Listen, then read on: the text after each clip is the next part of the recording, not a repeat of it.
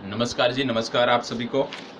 उत्तराखंड राज्य विशेष की इस कक्षा में हम विगत वर्षों के प्रश्नों का अध्ययन देख रहे थे और विगत वर्षों के प्रश्नों के अध्ययन के क्रम में जो आज हम प्रश्न देखने वाले हैं, विशेषकर आज के प्रश्न वर्ष 2017 के प्रश्न हैं। वर्ष 2017 में पूछे गए प्रश्न हैं, क्योंकि वर्ष 2017 की सीरीज हमने 2 दिन देखा था, तो उसी के कुछ प्रश्न बचे हुए थे। उन प्रश्नों को हम यहाँ पर चर्चा करने वाले हैं, उन प्रश्नों की हम यहाँ पर चर्चा करने वाले हैं।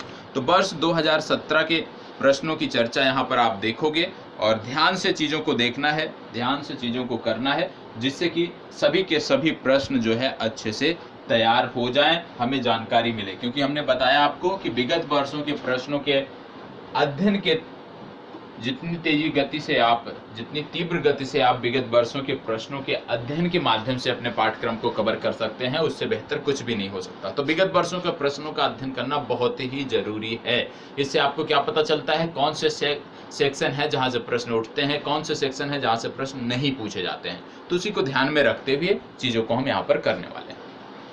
तो सबसे पहले पहला प्रश्न है, भारत में कौन सा क्षेत्र सबसे अधिक प्रत्यक्ष विदेशी निवेश इक्विटी प्रवाह को आकर्षित करता है। यहाँ पे पूछा जा रहा है, भारत में कौन सा क्षेत्र है जो सबसे अधिक प्रत्यक्ष विदेशी निवेश आकर्षित करता है, वो क्षेत्र कौन सा है आपको बताना है। यहाँ पर भारत के कुछ सेक्टर के नाम दिए हुए हैं, जैसे निर्माण क्षेत्र, सेवा क्षेत्र, ऊर्जा क्षेत्र या ऑटोमोबाइल क्षेत्र। इनमें से कौन सा क्षेत्र है जो सबसे अधिक प्रत्यक्ष विदेशी निवेश आकर्षित करता है। तो प्रत्यक्ष विदेश निवेश को आकर्षित करने वाला कौन सा क्षेत्र है आपको बताना है, बताएं।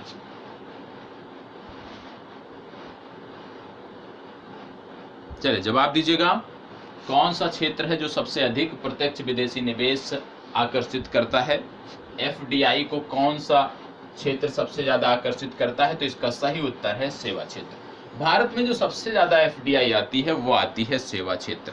और सेवा क्षेत्र यदि हम कहें तो भारत का प्रमुख क्षेत्र है सेवा क्षेत्र। सेवा क्षेत्र में कौन कौन से किस प्रकार के आपके संस्थान आते हैं, जैसे बीमा की जो कंपनियां होंगी, पर्यटन से संबंधित जो भी लोग कार्य करते होंगे, बीमा हो गया, पर्यटन हो गया, बैंकिंग से संबंधित जो लोग कार्य करते होंगे, फिर खुदरा व्यापार से संबंधित जो कार्य करते होंगे, शिक्षा, सामाजिक सेवाएं आदि सभी जो है वो सेवा क्षेत्र के अंतर्गत आती हैं। तो सेवा क्षेत्र के अंतर्गत क्या क्या देखने को मिलता है, बीमा, पर्यटन, बैंकिंग, शिक्षा, सामाजिक सेवाएं, ये सारी की सारी सेवा क्षेत्र के अंतर्गत देखने को मिलती हैं। और सेवा क्षेत्र में सबसे ज्यादा एफडीआई आपको देखने को मिलता है। आपको यह भी बता दें कि भारत की जो कुल जीडीपी है उसमें सबसे ज्यादा जो योगदान देता है वो क्षेत्र आपका है सेवा क्षेत्र। सेवा क्षेत्र सबसे ज्यादा एफडीआई में योगदान देता है और इसका जो लगभग हिस्सा है ये 55% से भी ज्यादा है। मतलब 50 आधे से ज्यादा जो हमारी जीडीपी है उसमें कहीं ना कहीं सेवा क्षेत्र का योगदान है, ये आपको पता होना चाहिए।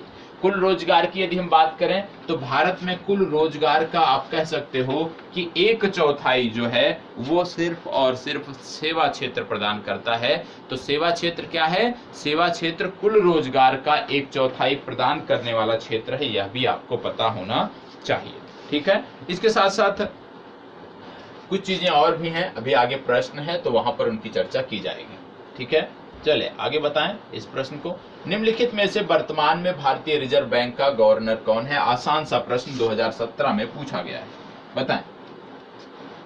पूछा जा रहा है रिजर्व बैंक का गवर्नर कौन है।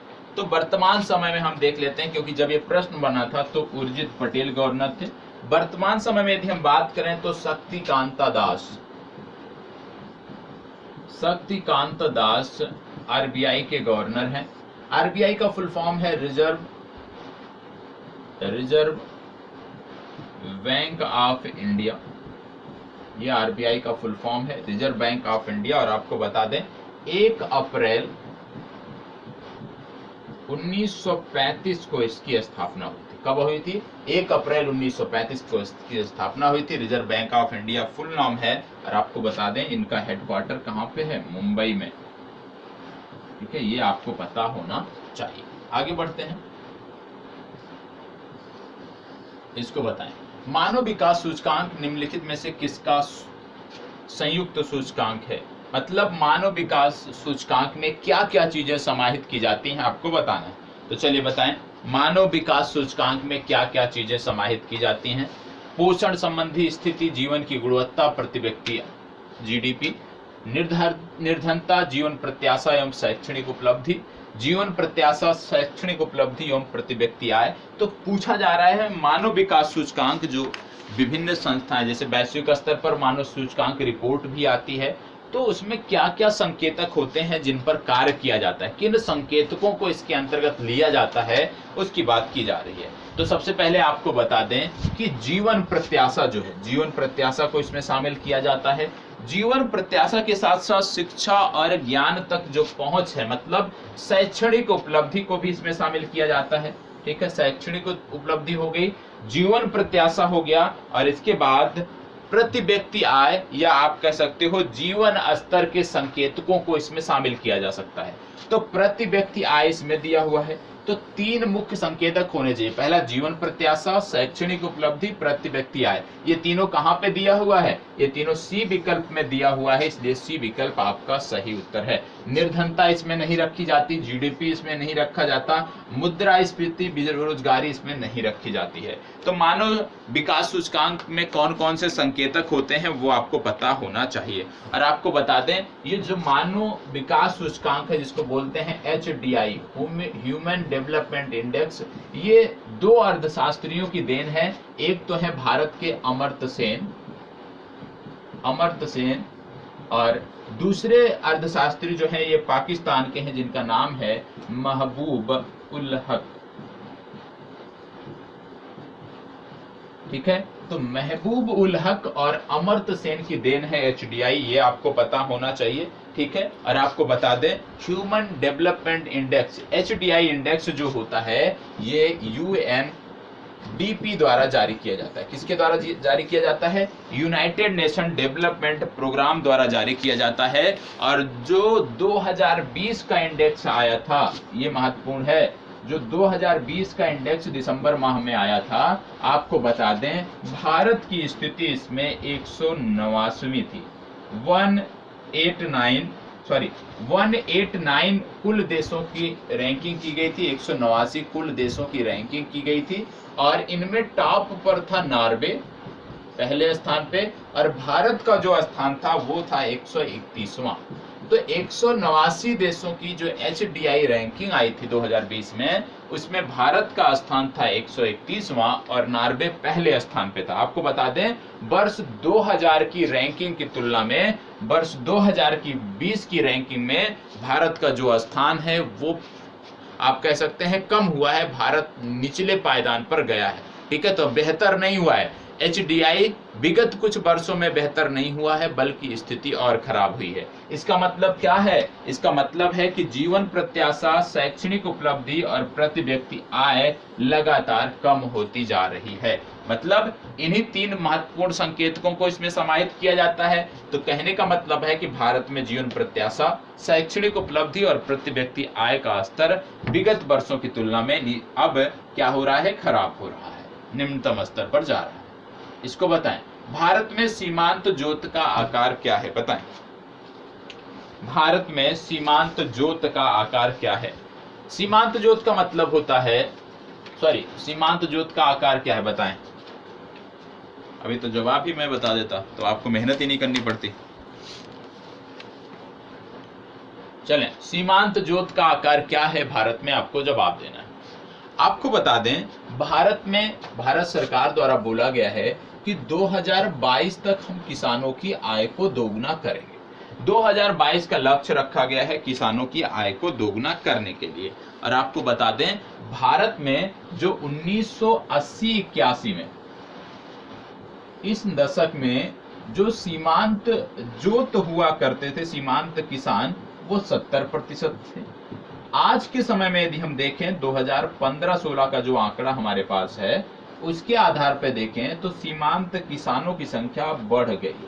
86% अब सीमांत किसान हो गए हैं 15-16 में, और आज हो रही है 20-21 की बात। अब जब लेटेस्ट आंकड़ा आएगा, उम्मीद करता हूं कि ये जो है 90 के आसपास होगा, क्योंकि लगातार क्या है कि सीमांत जोतों का, जो सीमांत जोत वाले किसान हैं, उनका लगातार संख्या बढ़ रही है। भारत में सीमांत जोत की जब बात आती है तो बोला जाता है कि 1 हेक्टेयर से कम के जो क्षेत्र हैं उनको हम सीमांत जोत के अंतर्गत रखेंगे। इससे कम भूमि जिसके पास है वो सीमांत किसान होगा। ठीक है, चलिए आगे बढ़ते हैं। ब्रिक संघ किस वर्ष ब्रिक्स में परिवर्तित हुआ? ब्रिक, पहले आप जानते हो कि साउथ अफ्रीका, ब्रिक्स की बात आती है तो BRICS, पहले साउथ अफ्रीका नहीं था तब इसको ब्रिक कहते थे। अब ये जब साउथ अफ्रीका जुड़ा है तो यही पूछा जा रहा है साउथ अफ्रीका ब्रिक्स में कब जुड़ा? चले बताएं। ब्रिक्स में यस शब्द कब जोड़ा गया है? और आपको बता दें, S for South Africa, B for Brazil, R for Russia, I for India और सी फॉर चाइना। चले जवाब दीजिएगा। 4 वर्ष दिए हुए हैं, 2010, 2009, 2015, 2012। शीघ्र जवाब दीजिए। देखो, ब्रिक्स में जो साउथ अफ्रीका जोड़ा गया था, ये जोड़ा गया था 2010 में। कब जोड़ा गया था? 2010 में। आपको बता दें, ब्रिक्स का जो पहला सम्मेलन हुआ था वो 2009 में रूस में हुआ था। कहां पर हुआ था? रूस में हुआ था पहला सम्मेलन, वर्ष 2009 में। यदि हम आपसे पूछ लें कि जो 2021 का सम्मेलन हुआ वो कहां पे होगा, तो आपको बता दें 2021 का जो सम्मेलन है उसको भारत में होना है। ठीक है, भारत में होना है। और आपको बता दें, भारत तीसरी बार ब्रिक्स सम्मेलन की मेजबानी करेगा। इससे पहले 2012 और 2016 में भारत मेजबानी कर चुका है। तो भारत 2021 में तीसरी बार ब्रिक्स की मेजबानी करेगा। तो आपको बता दें, यह इस बार ब्रिक्स का 13वां सम्मेलन है।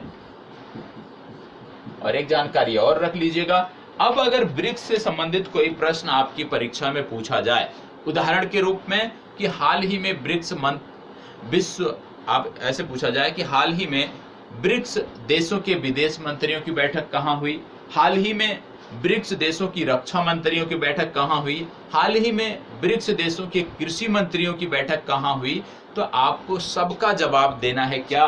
भारत। क्योंकि इस तरह के आयोजन जब किसी देश में होने होते हैं, ठीक है, तो उससे संबंधित आपके गृह मंत्री की बैठक होती है, रक्षा मंत्री की बैठक होती है, कृषि मंत्री की होती है। तो ये जो सभी बैठक होती है उसी देश में होती है जहां पर सम्मेलन होना है। तो ब्रिक्स सम्मेलन भारत में होना है, मतलब ब्रिक्स से संबंधित जो भी बैठकें होंगी 2021 में, वो सभी की सभी भारत में होंगी। ये आपको पता होना चाहिए। ठीक है, तो ये आपको याद रखना है। और ब्रिक्स जो है इसका हेडक्वार्टर आपको देखने को मिलेगा शंघाई। और आपको एक बात और बता दें कि ब्रिक्स का अपना एक बैंक भी है जिसको बोला जाता था ब्रिक्स बैंक, लेकिन वर्तमान समय में इसको बोला जाता है new development bank. New development bank बोला जाता है, ये आपको पता होना चाहिए। और न्यू डेवलपमेंट बैंक जो है, इसके जो प्रमुख हैं इनका नाम है मार्कोस प्राडो ट्रोंजेओ। मार्कोस प्राडो ट्रोंजेओ इसके प्रमुख हैं, ये आपको पता होना चाहिए। ठीक है, चलिए आगे बढ़ते हैं। तो ब्रिक्स से संबंधित अब कोई प्रश्न बनेगा परीक्षा में, गलत नहीं होना चाहिए। इसको बताएं, वाणिज्यिक सेवाओं के निर्यात में भारत का विश्व में 2014 में स्थान क्या था? 2014 में स्थान पूछा गया है, तो ये उतना महत्वपूर्ण, आज के समय में यह प्रश्न प्रासंगिक नहीं है, उस समय स्थान था 8वां। इसको बताएं, organisation of the petroleum exporting countries, जिसको बोलते हैं ओपेक, इनमें से ओपेक का जो उद्देश्य है वो क्या है, ये पूछा जा रहा है कि ओपेक सबसे ज्यादा किस पर फोकस करता है, ओपेक क्या उद्देश्य क्या है, तो बताएं। Organisation of the petroleum exporting countries, OPEC का निम्नलिखित में से किस पर विशेष बल है? चलें, फास्ट जवाब चाहिए।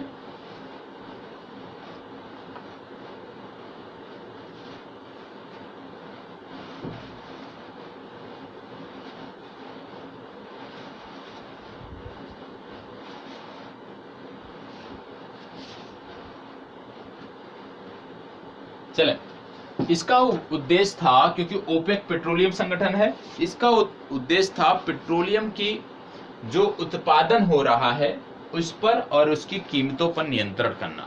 क्योंकि पहले क्या था, जब ज्यादा उत्पादन होने लगता था तो उसकी कीमतें गिर जाती थी। तो इनका उद्देश्य था कि कीमतें भी ना गिरें, इस रेशियो में हम उत्पादन करें। तो विशेष रूप से इनका जो उद्देश्य था वो था पेट्रोलियम की कीमतों पर नियंत्रण करना और पेट्रोलियम का उत्पादन, इस पर भी नियंत्रण करना। मतलब सी विकल्प इनका सही उत्तर है। अब बात हो रही है ओपेक की। ओपेक जो संगठन है, इसकी जो स्थापना हुई थी, ये हुई थी 1960 में बगदाद में। कहां पर हुई थी? बगदाद। बगदाद कहां पे है? इराक की राजधानी है, ठीक है, इराक में है बगदाद। तो 1960 में बगदाद में इसकी स्थापना हुई थी, ये आपको पता होना चाहिए। 5 देशों ने, उस समय 5 पेट्रोलियम उत्पादक देशों ने मिलकर इसकी स्थापना की थी। आज के समय में इसमें 13 सदस्य देश शामिल हैं। भारत में, विश्व में यदि हम देखें तो पेट्रोलियम उत्पादन करने वाले 13 प्रमुख देश इसके सदस्य हैं। ऑस्ट्रिया की राजधानी वियना में इसका हेडक्वार्टर देखने को मिलता है। इसको बताएं, वैश्वीकरण में सम्मिलित नहीं है। अब आपको इस प्रश्न के लिए जरूरी है कि वैश्वीकरण की परिभाषा आपको पता हो। वैश्वीकरण की परिभाषा पता होगी तो आप जवाब दे लेंगे, नहीं पता होगी तो नहीं जवाब दे पाएंगे। यहाँ पे है वैश्वीकरण में सम्मिलित नहीं है क्या?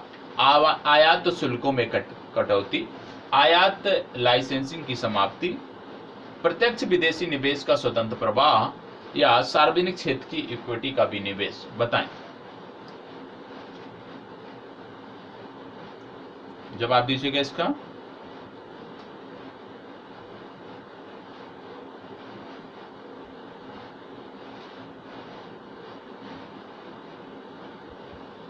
चलिए इसका जवाब दीजिए।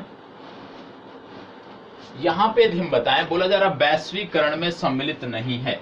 क्या चीजें ऐसी हैं जो वैश्वीकरण में सम्मिलित नहीं है? तो आप जानते होंगे कि वैश्वीकरण में कभी भी सार्वजनिक क्षेत्र की इक्विटी का विनिवेश नहीं किया जाता है। विनिवेश हम अपनी घरेलू जरूरतों के आधार पे करते हैं, अपनी घरेलू परिस्थितियों के आधार पे करते हैं, ठीक है। इसको बताएं, विश्व बैंक के कितने सदस्य देश हैं? विश्व बैंक के कितने सदस्य देश हैं? मतलब कि अर्थव्यवस्था से संबंधित जो प्रश्न उत्तराखंड में पूछे जा रहे हैं, उसमें विभिन्न वैश्विक संस्थाओं से संबंधित प्रश्न पूछे जा रहे हैं। तो उत्तराखंड के संदर्भ में जब आप अध्ययन करते हो तो वैश्विक संस्थाओं के बारे में जानकारी होनी चाहिए। चलिए बताएं, विश्व बैंक के कितने सदस्य देश हैं? आज के समय में कितने सदस्य देश हैं आपको बताना।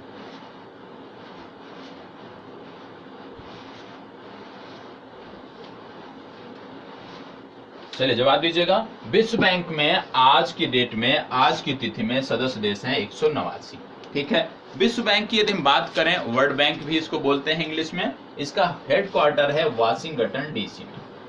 इसके जो प्रमुख बनाए गए थे वो थे डेविड मलपास। डेविड मलपास इसके प्रमुख बनाए गए थे, ये आपको पता होना चाहिए। हेडक्वार्टर वाशिंगटन डीसी में है, ये आपको पता होना चाहिए।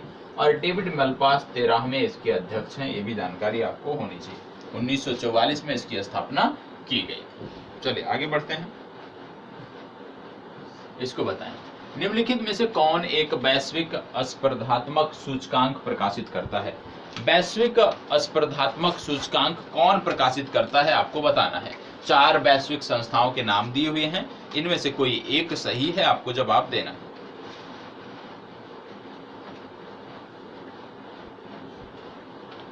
चलें बताएं, निम्नलिखित में से कौन एक वैश्विक स्पर्धात्मक सूचकांक रिपोर्ट प्रकाशित करता है?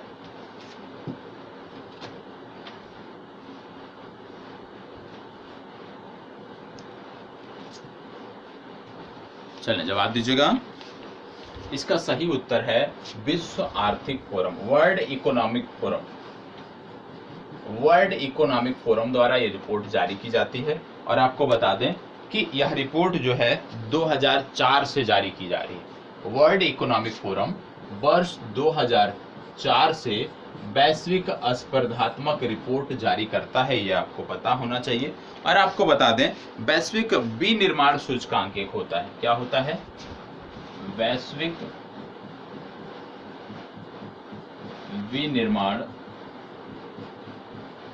सूचकांक, इसको भी यही संस्था जारी करती है। और साथ ही साथ वैश्विक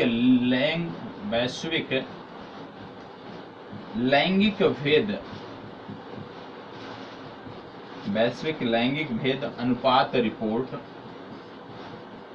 यह भी इन्हीं के द्वारा जारी की जाती है। तो 3 सूचकांक याद रखिएगा। पहला वैश्विक स्पर्धात्मक सूचकांक, दूसरा वैश्विक विनिर्माण सूचकांक, तीसरा वैश्विक लैंगिक भेद अनुपात सूचकांक। ये तीनों सूचकांक जो हैं ये विश्व आर्थिक मंच द्वारा जारी किए जाते हैं, आपको पता होना चाहिए। आगे बढ़ते हैं। ये सभी के सभी आए हुए प्रश्न हैं 2017 में, पेपर डाउनलोड कर लीजिएगा, आप चीजों को देख पाएंगे। इसको बताएं, सार्क सदस्य देशों को प्रशिक्षण देने हेतु भारतीय अनाज भंडारण प्रबंध एवं अनुसंधान संस्थान कहाँ स्थित है? मतलब सार्क देशों को प्रशिक्षण देने के लिए भारतीय अनाज भंडारण प्रबंधन अनुसंधान संस्थान कहाँ स्थित है, आपको बताना है। तीसरी महत्वपूर्ण संस्था है जो आपकी परीक्षा में पूछी गई। पहला वर्ल्ड बैंक पूछा इन्होंने, दूसरा वर्ल्ड इकोनॉमिक फोरम पूछा, तीसरा ब्रिक्स बैंक पूछा और चौथा सार्क। 4 संस्थाओं के बारे में पूछा गया है। यहां से आपको यह अंदाजा लगना चाहिए कि उत्तराखंड की परीक्षा यदि हमें देना है तो इकोनॉमिक्स के सेक्शन में जो वैश्विक संस्थाएं समसामयिक संदर्भों में चर्चा में हैं उनका अध्ययन अनिवार्य है। यही फायदा होता है विगत वर्षों के प्रश्नों का अध्ययन का। यदि हम विगत वर्षों के प्रश्नों का अध्ययन नहीं करेंगे तो ये चीजें हमें नहीं पता चलेंगी। ठीक है, चलिए जवाब दीजिए। यहाँ पे बात हो रही है सार्क की। सार्क को बता दें कि सार्क का फुल फॉर्म होता है south Asian association for regional cooperation. क्या होता है? South Asian association for regional corporation. और आपको बता दें कोऑपरेशन, और इसकी स्थापना जो हुई थी ये 1985 में हुई थी। इसका हेडक्वार्टर आपको नेपाल के काठमांडू में देखने को मिलता है, नेपाल की राजधानी में। और ये जो संस्था है कहाँ पे स्थित है? ये स्थित है हापुड़, उत्तर प्रदेश में। इसको बताएं, prevention of money laundering act Bharat में कब प्रभावी हुआ? काला धन को सफेद करना, इस पर कानून कब बनाया गया, आपको बताना है। काले धन को सफेद करने पर कानून कब बनाया गया, यही आपसे पूछा जा रहा है। चलें बताएं, काले धन को सफेद कब से किया जाने लगा?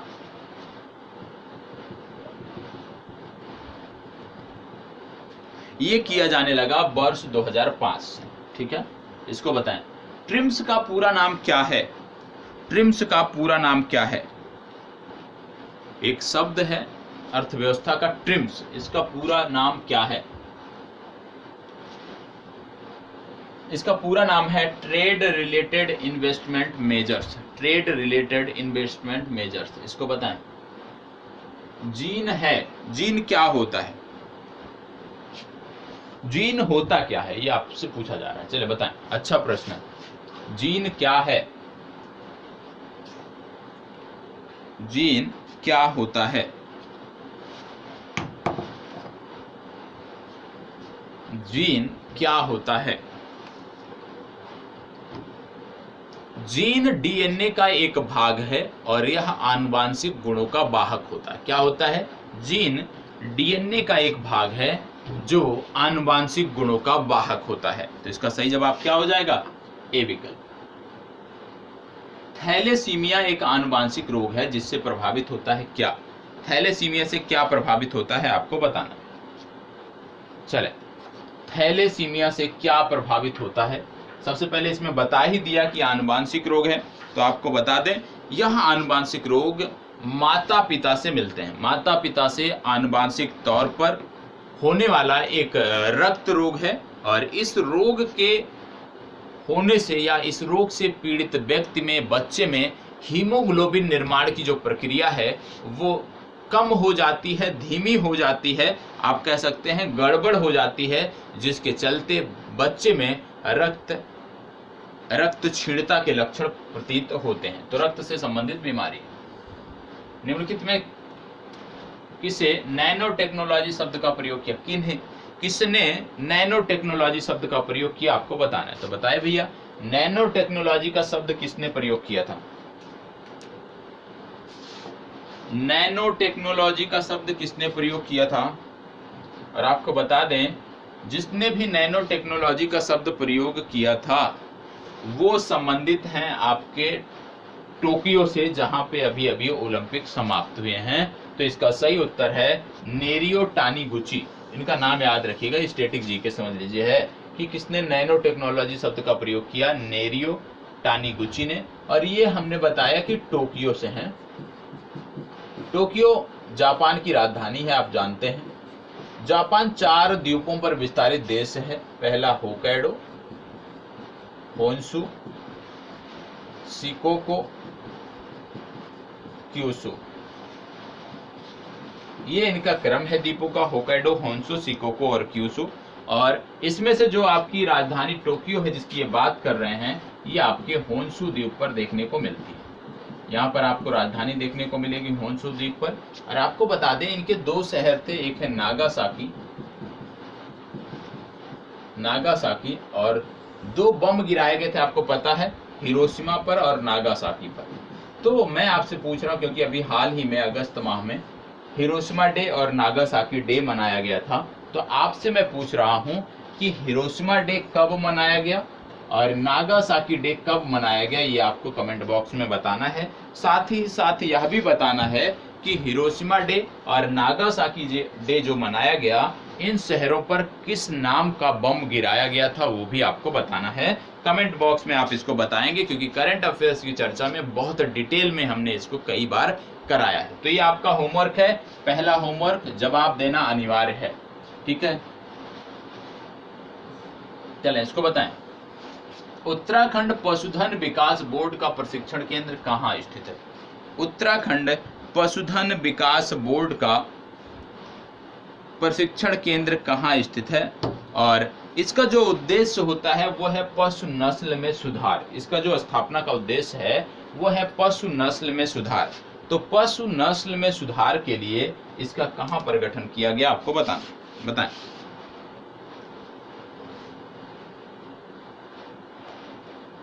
ये संबंधित है देहरादून से। चलिए इसको बताएं। निम्न समुच्चय में से कौन सी गैसें ग्रीन हाउस प्रभाव के लिए अत्यधिक महत्वपूर्ण हैं? ग्रीन हाउस प्रभाव के लिए अत्यधिक महत्वपूर्ण गैस कौन सी है, आपको बताना है। चलिए बताएं। ग्रीन हाउस गैस के लिए अत्यधिक महत्वपूर्ण इनमें से कौन है? कौन से सबसे ज्यादा ग्रीन हाउस गैस उत्पन्न करते हैं? कौन सा इसमें से समूह है, आपको बताना है। चलिए जवाब दीजिए।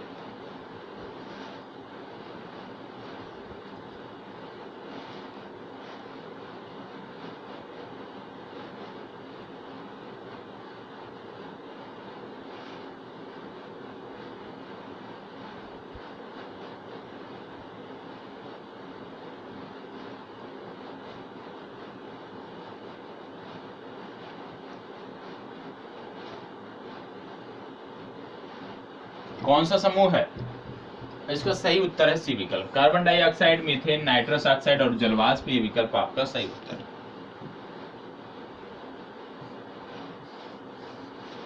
निकिल कैडमियम बैटरी का प्रयोग होता है। निकिल कैडमियम बैटरी का प्रयोग होता है, बताएं। किसमें निकिल, किस उपकरण में निकिल कैडमियम बैटरी का प्रयोग होता है, आपको बताना है। निकिल कैडमियम बैटरी का प्रयोग किस उपकरण में होता है? कैलकुलेटर, कार्डलेस इलेक्ट्रॉनिक उपकरण, ट्रांजिस्टर या उपरोक्त सभी? फास्ट जवाब दीजिए।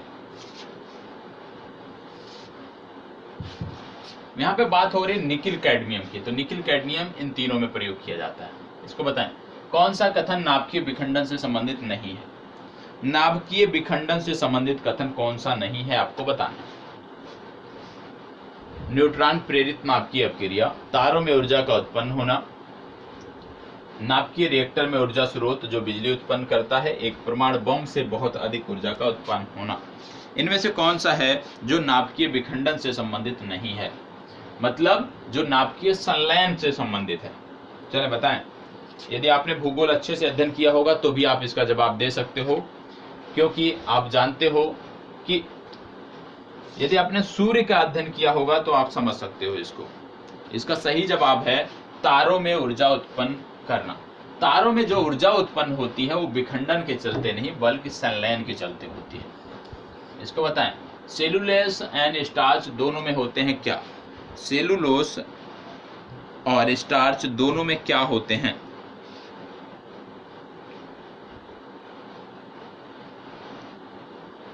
बताएं, सेलुलोज और स्टार्च दोनों में क्या होते हैं? दोनों में होते हैं ग्लूकोज। ये विकल्प आपका सही उत्तर है। निम्नलिखित में से कौन सी यांत्रिक तरंग है? निम्नलिखित में से कौन सी यांत्रिक तरंग है, बताएं।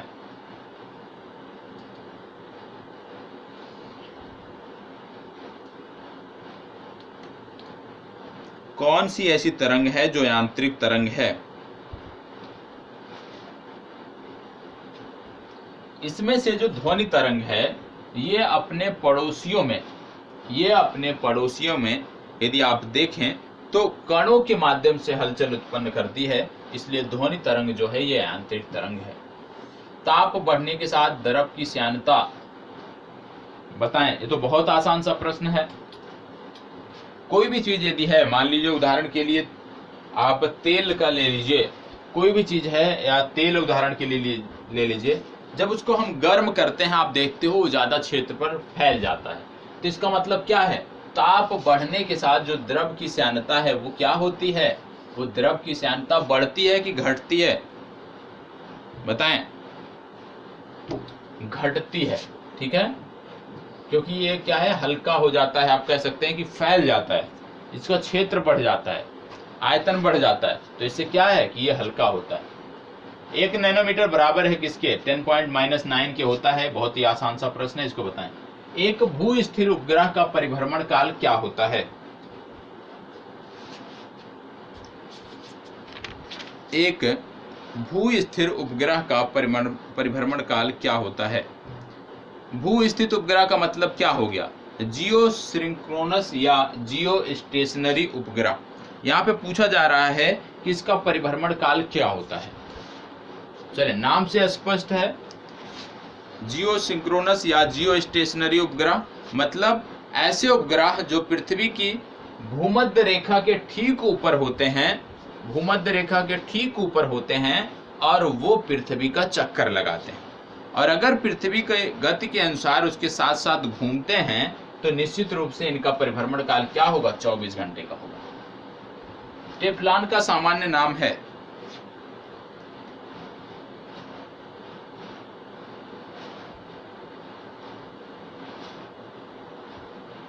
बताएं।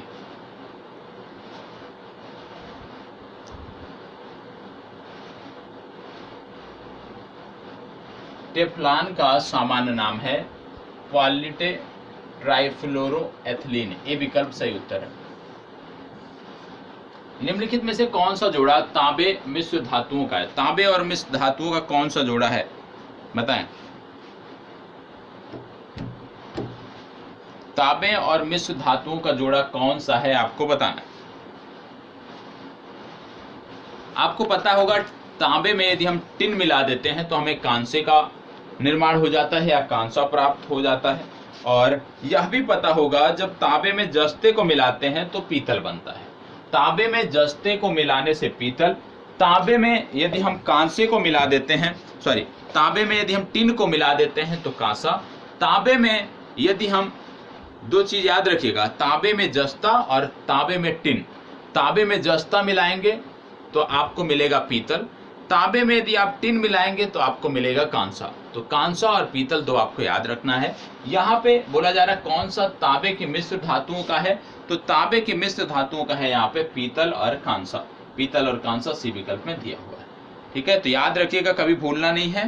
क्या नहीं भूलना है कि यदि हम तांबे में टिन मिलाते हैं तो हमें कांसा मिलेगा, यदि हम तांबे में जस्ता मिलाते हैं तो हमें मिलेगा पीतल। और पीतल नगरी के रूप में उत्तर प्रदेश का मुरादाबाद नगर जो है वो प्रसिद्ध है, ये आपको पता होना चाहिए। इसको बताएं। एक अर्धचालक में विद्युत चालन होता है, क्योंकि जो अर्धचालक होता है आपको बता दें उसमें मुक्त इलेक्ट्रॉन नहीं होते हैं। पहली बात, मुक्त इलेक्ट्रॉन नहीं होते हैं, और अगर मुक्त इलेक्ट्रॉन नहीं होते हैं और इलेक्ट्रॉनों को पुश करना है तो उसके लिए जरूरी क्या है? होल्स।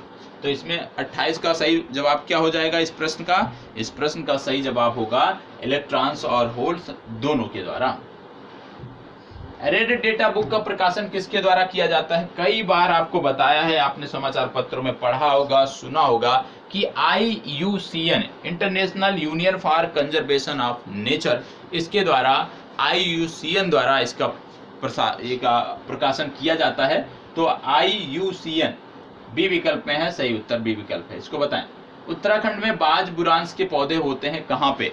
बाज बुरांश अत्यधिक ऊंचाइयों पर मिलते हैं, निम्न ऊंचाइयों के क्षेत्रों में ये देखने को नहीं मिलते हैं, बताएं। ये हिमालयी क्षेत्र में देखने को मिलते हैं, और आपको बता दें ये समशीतोष्ण वनों की विशेषता है, समशीतोष्ण वाले क्षेत्रों में देखने को मिलते हैं। इसको बताएं। राष्ट्रीय उद्यानों में आनुवंशिक विविधता का रख रखाव किया जाता है किनके द्वारा? किस विधि के द्वारा ये किया जाता है, आपको बताना। चलो बताएं। राष्ट्रीय उद्यानों में आनुवंशिक विविधता का रख रखाव किसके द्वारा किया जाता है?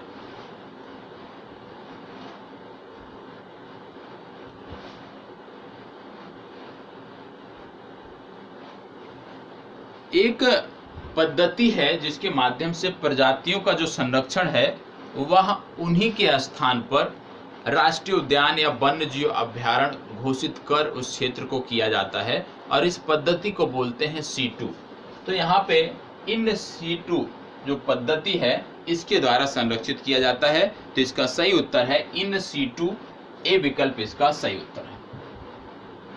भारत का प्रथम राष्ट्रीय उद्यान कौन सा है? ये राष्ट्रीय उद्यान जिसका शुभारंभ हुआ था हैली नाम से, बाद में रामगंगा के नाम पर रखा गया, और फिर बाद में इसका नाम रखा गया जिम कॉर्बेट। तो बी विकल्प आपका सही उत्तर है। उत्तराखंड के 2 जिलों में विस्तारित है, पहला नैनीताल और दूसरा पौड़ी, लेकिन इसमें प्रवेश का जो मार्ग है वो ढिकाला रामनगर से होकर जाता है, और पाटली दून इसमें स्थित है, ये भी आपको पता होना चाहिए।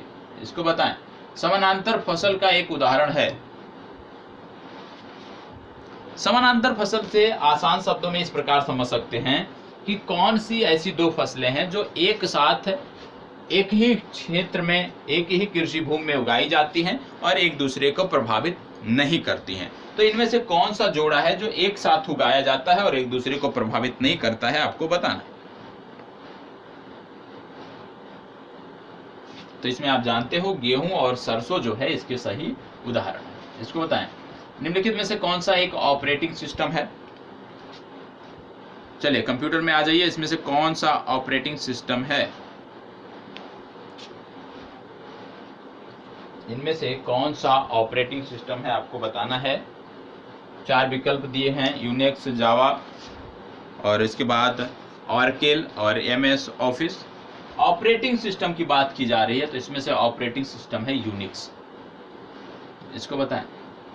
निम्नलिखित में से कौन CPU तथा मुख्य स्मृति के बीच अत्यधिक तेज छोटी आकार की स्मृति होती है? बताएं। मेमोरी की बात की जा रही है तो बताएं। क्या बोला जरा? CPU तथा मुख्य स्मृति के बीच अत्यधिक तेज और छोटी आकार की स्मृति होती है, वो कौन सी है?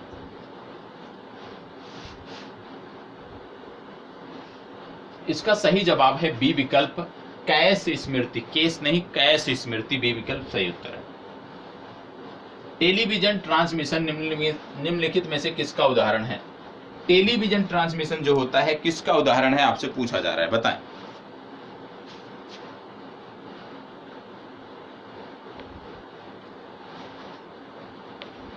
आपको बता दें, एक कम्युनिकेशन होता है जिसको बोलते हैं सिंप्लेक्स कम्युनिकेशन। सिंप्लेक्स कम्युनिकेशन के अंतर्गत क्या होता है? जो संचार होता है, जो संचार से संबंधित जानकारियां होती हैं, जो संचार चैनल होता है, वो एक ही दिशा से भेजा जाता है, एक ही दिशा में भेजा जाता है, एक ही दिशा से भेजा जाता है, और इसको बोलते हैं सिंप्लेक्स कम्युनिकेशन, और यही सही उत्तर है। प्रोटोकॉल, इसमें शायद तो कुछ त्रुटियां हैं। प्रोटोकॉलों का वह समूह जो सभी ट्रांसमिशन एक्सचेंज को इंटरनेट में एक ओर से दूसरी ओर भेजने को परिभाषित करता है, क्या कहलाता है? कह रहा है कि प्रोटोकॉलों का वह समूह जो ट्रांसमिशन एक्सचेंज को इंटरनेट में एक ओर से दूसरी ओर भेजने को परिभाषित करता है, क्या कहलाता है? बताएं।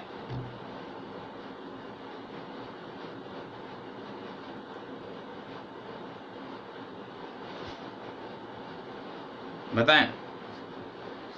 इसको बोलते हैं TCP/IP। बी विकल्प सही उत्तर है। इसको बताएं, निम्नलिखित में से कौन सी सर्विस लेयर क्लाउड कंप्यूटिंग में अलग से उपलब्ध नहीं होती है? कौन सी इसमें से सर्विस है जो लेयर क्लाउड कंप्यूटिंग में अलग से उपलब्ध नहीं होती है, आपको बताना है। बताएं, जवाब दीजिएगा। इसका सही उत्तर है ए विकल्प, हार्डवेयर एज ए सर्विस। ठीक है, इसको बताएं। टिहरी रियासत का भारतीय संघ में विलय कब हुआ? गलत नहीं होना चाहिए। टिहरी रियासत का भारतीय संघ में विलय कब हुआ? और आप जानते हैं विलय के समय राजा मानवेंद्र शाह टिहरी रियासत के प्रमुख हुआ करते थे और 1 अगस्त 1949 को इसका विलय हुआ था। कब हुआ था? 1 अगस्त 1949। ये विकल्प आपका सही उत्तर है। महाभारत में कुड़िंद नरेश किस नाम से जाने जाते थे? महाभारत में कुड़िंद नरेश किस नाम से जाने जाते थे, आपको बताना है। किस नाम से जाने जाते थे आपको बताना है। और आपको बता दें, यहाँ पे लिखा है ट्रिज। ट्रिज नहीं है ये है द्विज। द्विज श्रेष्ठ, द्विज मध्यम या सर्वश्रेष्ठ, किस नाम से जाने जाते थे आपको बताना है। यहाँ पे जो कुड़िंद नरेश थे ये द्विज श्रेष्ठ के नाम से जाने जाते थे, द्विज श्रेष्ठ के नाम से। ठीक है, चलें। उत्तर काशी का ऐतिहासिक नाम क्या है? बताएं, उत्तर काशी का ऐतिहासिक नाम क्या है? इसको सौम्य काशी के नाम से भी जाना जाता है। तो बताएं, उत्तर काशी का इनमें से ऐतिहासिक नाम क्या है? ये लास्ट में है बाड़ा हाट, यहाँ पे गलत लिखा हुआ है, इसमें देखिएगा ये बाड़ा हाट है, इसको करेक्ट कर लीजिएगा और जवाब दीजिए। उत्तर काशी को बाड़ा हाट नाम से जानते थे। डी विकल्प सही उत्तर है। इसको बताएं। किंगरी बिंगरी नीति माड़ा क्या है? दर्रे हैं, कई बार बताया गया है, अब तो ये रट गया होगा। इसको बताएं। चिराग सेन निम्न में से किस खेल से संबंधित हैं? चिराग सेन निम्नलिखित में से किस खेल से संबंधित हैं? ये 2017 में पूछा गया, क्योंकि चिराग सेन 2016 में न्यूज में थे, इसके संबंध में ये प्रश्न पूछा गया है।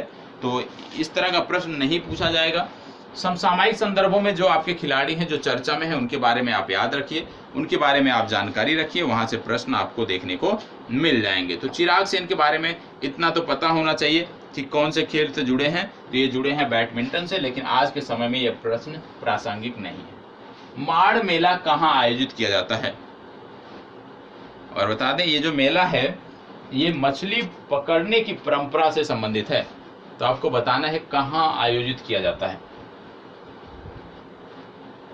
मछली पकड़ने की परंपरा से संबंधित यह मेला कहाँ आयोजित किया जाता है, आपको बताना। चलिए जवाब दीजिएगा। यह आयोजित किया जाता है पलीप छाऊ, जौनसार और रवाई क्षेत्र में। इसको बताएं। टिहरी राज्य प्रजामंडल की स्थापना किसने की थी? टिहरी राज्य प्रजामंडल की स्थापना किसने की थी, आपको बतानी। टिहरी राज्य प्रजामंडल की स्थापना किसने की थी?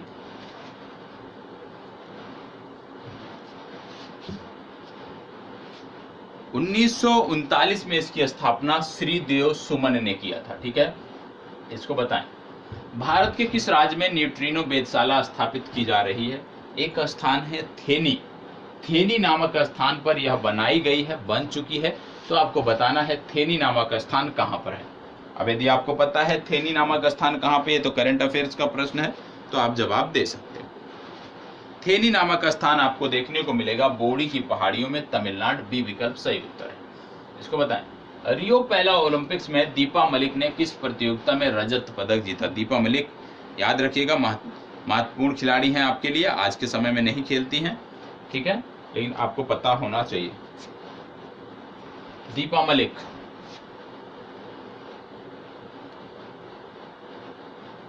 बताएं। इसका जवाब है गोला फेंक। कौन सा? गोला फेंक। डी विकल्प सही उत्तर है। नासा का अंतरिक्षयान कैसिनी किस ग्रह के मिशन की पर है? नासा का कैसिनी मिशन, बहुत बार कैसिनी मिशन मैंने बहुत बार करंट अफेयर्स में बताया है, तो बताएं।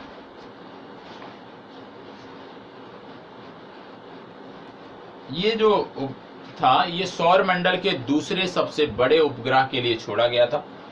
अब सौर मंडल का दूसरा सबसे बड़ा उपग्रह कौन सा है, यदि आपको पता है तो आप जवाब दे सकते हो। ये छोड़ा गया था शनि के लिए, ठीक है, किसके लिए? शनि के लिए। तो कैसिनी मिशन किससे संबंधित है? शनि से संबंधित है, याद रखना है। नासा की बात हो रही है, नासा का फुल फॉर्म है नेशनल एरोनॉटिक्स स्पेस एडमिनिस्ट्रेशन। 1958 में इसकी स्थापना हुई थी। वाशिंगटन डीसी में इसका मुख्यालय है और इसका जो मुख्यालय का नाम है वो मैरी जैक्सन के नाम पर रखा गया है, परिवर्तित किया गया है। साथ ही साथ आपको याद रखना है कि नासा एटलस नामक रॉकेट का प्रयोग ज्यादातर अपने अंतरिक्ष मिशनों में करता है, ठीक है। हालांकि अब फाल्कन का भी प्रयोग करने लगा जो कि स्पेसएक्स का रॉकेट है, लेकिन ज्यादातर एटलस का ही प्रयोग करता है। भारत के सर्वोच्च न्यायालय ने किस वर्ष न्यायाधीशों की नियुक्ति के लिए कॉलेजियम व्यवस्था, काफी विवादित व्यवस्था है, तो आपको बताना है कॉलेजियम कब शुरू किया गया था। न्यायाधीशों की नियुक्ति के लिए कॉलेजियम व्यवस्था कब शुरू की गई थी, आपको बताना है। और यदि सब कुछ अच्छा रहा तो सुप्रीम कोर्ट की हमारी अगली चीफ जस्टिस एक महिला होंगी, यह भी मैं आपको बता देता हूँ, क्योंकि जो नाम कॉलेजियम में गए हैं नए न्यायाधीशों की नियुक्ति के लिए, उस आधार पर यदि सब कुछ होता है तो अगली हमारी मुख्य न्यायाधीश कोई महिला होंगी और भारत के इतिहास में ये पहली बार होगा। बताएं। ये शुरू किया गया था 1993 में। किस देश में दुनिया का सबसे लंबा बुलेट ट्रेन जाल है? हालांकि बुलेट ट्रेन जितने देश इसमें दिख रहे हैं सब में चलती हैं।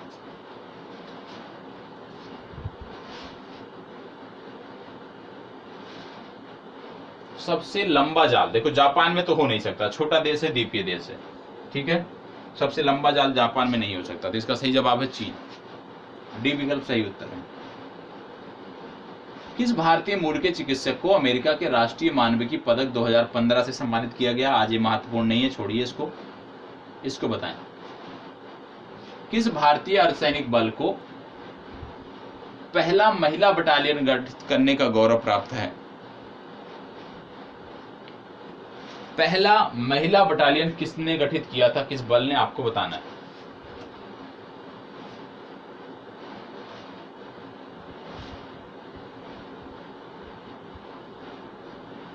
चलिए, 4 पुलिस बलों के नाम, सेंट्रल पुलिस फोर्स के नाम दिए हुए हैं।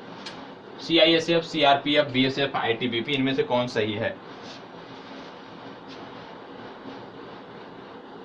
बताएं। इसका सही जवाब है CRPF। यहाँ पे महिला बल की बात हो रही है, तो बिहार राज्य सरकार के अंतर्गत भी एक विशेष महिला बल का गठन किया गया, बिहार पुलिस के अंतर्गत। उसका नाम है स्वाभिमान वाहिनी, और इस स्वाभिमान वाहिनी में सिर्फ और सिर्फ अनुसूचित जनजाति की महिलाओं को रखा गया। ये भी आपको याद रखना है। इसको बताएं। कैलाश पवित्र लैंडस्केप संरक्षण तथा विकास पहल किन 3 देशों के मध्य प्रस्तावित है या सहयोग अपेक्षित है? बताएं, जवाब दीजिए।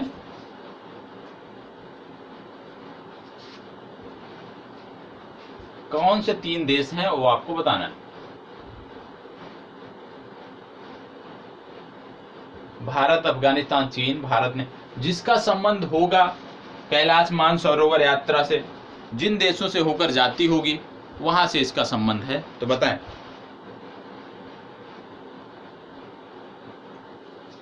इसका सही उत्तर है भारत, नेपाल और चीन। डी विकल्प सही उत्तर। किस निजी क्षेत्र के बैंक ने भारत में पहली बार सॉफ्टवेयर रोबोटिक्स का प्रयोग किया? बताएं, सॉफ्टवेयर रोबोटिक्स का प्रयोग पहली बार किस बैंक द्वारा किया गया, आपको बताना है। सॉफ्टवेयर रोबोटिक्स का प्रयोग किस बैंक ने पहली बार किया है, आपको बताना है। ICICI bank, IDBI bank, axis bank या बंधन बैंक? जवाब दीजिए। इसका सही उत्तर है ICICI बैंक, ठीक है। इसको बताएं। वह वित्तीय साधन जिसके माध्यम से भारतीय कंपनियां विदेशी बाजारों में रुपए में धन जुटा सकती हैं क्या कहलाता है?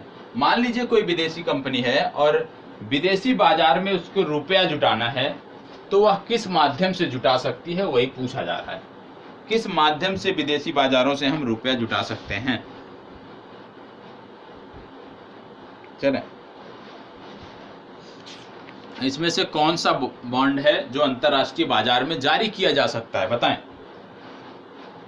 इसका नाम है मसाला बॉन्ड। तो याद रखिएगा, मसाला बॉन्ड है जिसको अंतरराष्ट्रीय स्तर पर जारी किया जा सकता है, अंतरराष्ट्रीय बाजारों में जारी किया जा सकता है, पैसा इकट्ठा करने के लिए, रुपया इकट्ठा करने के लिए। अंतरराष्ट्रीय समुद्री संगठन द्वारा समुद्र में असाधारण बहादुरी के लिए पुरस्कार प्राप्त करने वाली विश्व की पहली महिला कौन है, बताएं। इनकी नियुक्ति एक टैंकर पे हुई थी और इन्होंने क्या किया था कि 7 से 8 मछुआरों को इन्होंने बचाया था समुद्र में, और इसी के लिए इनको यह पुरस्कार दिया गया था। और इनका नाम आपको पता होना चाहिए, इनका नाम है राधिका मेनन। ठीक है। वर्ष 2017 के गणतंत्र दिवस, ये तो जानते हैं आप कि उस वर्ष के गणतंत्र दिवस के बारे में पूछा गया है, इसको बताएं। बतुकम्मा, कहीं कहीं लिखा रहता है बटुकम्मा, कहीं लिखा है बदुकम्मा, उससे नहीं मतलब है। शब्द होता है, जैसे क्या होता है कि हर राज्य में अलग भाषा होती है, कुछ राज्यों में अलग भाषाएं हैं, जैसे वहाँ पे टा के ठा बोलते हैं, इस तरह की। जैसे उड़ीसा में जाएंगे तो पूरी तरह से आपकी हिंदी भाषा ही चेंज हो जाएगी। तो कहने का मतलब है बटुकम्मा पूछा जा रहा है। बटुकम्मा किस राज्य का पर्व है, आपको बताना है। बतुकम्मा के बारे में कई बार बताया है मैंने, बताएं। बटुकम्मा, बोनाली, 3 से 4 त्योहार मैंने आपको बताए हैं इस राज्य से संबंधित। ये संबंधित है तेलंगाना से। बोनाल और बतुकम्मा दोनों तेलंगाना से संबंधित है। Yes against odds, yes against odds आत्मकथा किसकी है? उस समय ये लिखी गई थी, उस समय ये चर्चा में थी, इसलिए पूछी गई है। तो आज के समय में समसामयिक संदर्भों में जो आत्मकथाएं लिखी जा रही हैं, जो आत्मकथाएं प्रकाशित हो रही हैं, उन पर आपको ध्यान देना है। ये आत्मकथा है सानिया मिर्जा की। वृक्ष शब्द की रचना करने वाले ब्रिटेन के विद्वान जिम ओ'नील निम्न में से किस विषय से संबंधित हैं, बताएं। जिम ओ'नील किस विषय से संबंधित हैं? क्या किया था इन्होंने? ब्रिक्स नाम दिया था। भैया ब्रिक्स नाम दिया था, निश्चित रूप से अर्थव्यवस्थाओं को जोड़कर नाम दिया होगा, विकासशील अर्थव्यवस्थाओं को। तो ये किससे संबंधित होंगे? ये संबंधित होंगे अर्थशास्त्र से। मगध में नंद वंश का संस्थापक कौन था? नंद वंश का संस्थापक कौन था, ये आपको बताना है।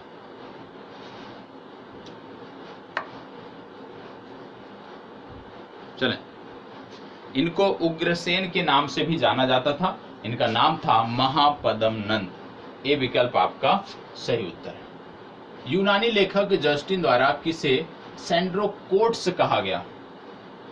इनके अलग अलग नाम देखने को मिलते हैं। किसी ने इनको सैंड्रोकोट्स कहा, किसी ने इनको एंड्रोकोट्स कहा।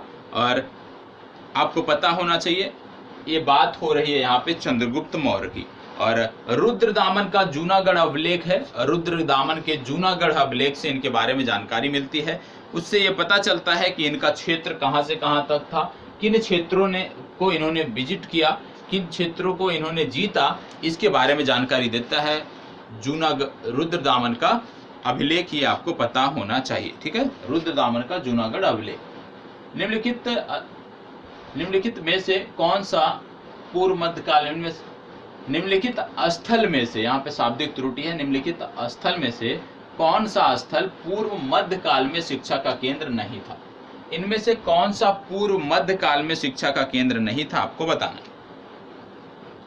पूर्व मध्यकाल में यहाँ पे एक नाम ऐसा आपको देखने को मिल रहा है जिसकी चर्चा रामायण में, महाभारत में भी होती रही है, मतलब वो संबंधित है प्राचीन काल से।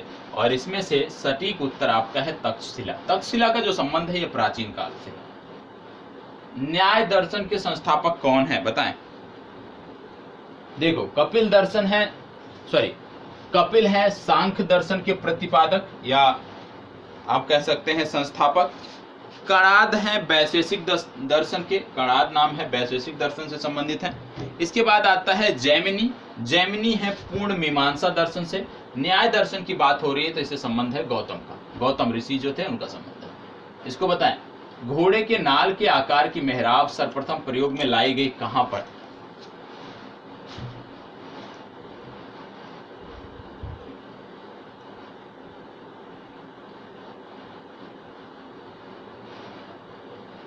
बताएं। ये सर्वप्रथम लाई गई अलाई दरवाजे में, और अलाई दरवाजे की यदि हम बात करें तो यह भारत की पहली ऐसी स्थापत्य है जहां पर इस्लामी स्थापत्य का पहली बार प्रयोग किया गया। तो इस्लामी स्थापत्य का पहली बार यदि कहीं पर प्रयोग भारत में किया गया तो अलाई दरवाजे में किया गया, ये आपको पता होना चाहिए। और इसका निर्माण किसने कराया था? अलाउद्दीन खिलजी ने। इसको बताएं, निम्नलिखित इमारतों में से कौन सी इमारत शान फतेहपुर कही जाती है? बताएं, शान फतेहपुर कौन सी इमारत इनमें कही जाती है, आपको बताना है।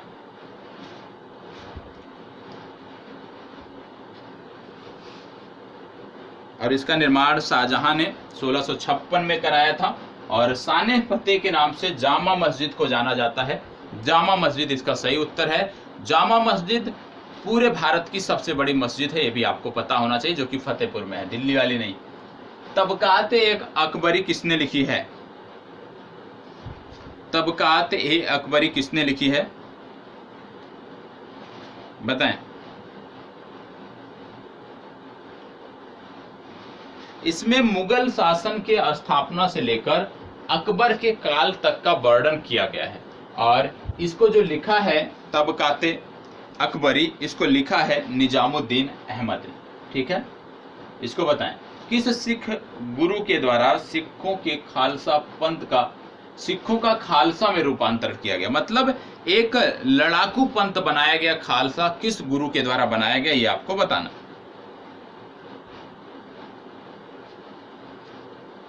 सिखों के जो सैनिक संगठन है उसका खालसा नाम है, और ये खालसा नाम और ये व्यवस्था किसके दिमाग की उपज है, आपको बताना है। आप जानते हो सिखों के अंतिम गुरु माने जाते हैं गुरु गोविंद सिंह। गुरु गोविंद सिंह के द्वारा ही सिखों के लिए ये व्यवस्था की गई थी। सिखों के लिए एक लड़ाकू पंथ बनाया गया था, एक आप कह सकते हैं कि उनकी सुरक्षा के लिए एक विशेष व्यवस्था की गई थी, जिसको खालसा पंथ नाम दिया गया था। तो खालसा के सृजन के लिए प्रसिद्ध थे 10वें गुरु, अंतिम गुरु, गुरु गोविंद सिंह।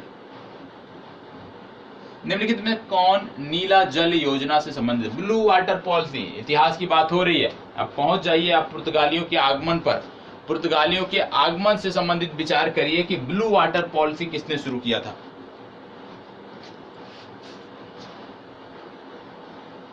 बताएं। आपने अल्मीड़ा का नाम सुना होगा। अल्मीड़ा के द्वारा ब्लू वाटर पॉलिसी शुरू की गई थी, ये आपको पता होना चाहिए। किसके द्वारा? अल्मीड़ा के द्वारा शुरू की गई थी, ये आपको पता होना चाहिए। इसको बताएं। उस फ्रांसीसी सेनापति का नाम बताइए जो 1760 ईस्वी में वांडीवास युद्ध में पराजित हुआ था। वांडीवास का जो युद्ध अंग्रेजों और फ्रांसीसियों के बीच हुआ था, उसमें कौन सा गवर्नर जनरल था, कौन सा सेनापति था फ्रांस का, वो आपको बताना है।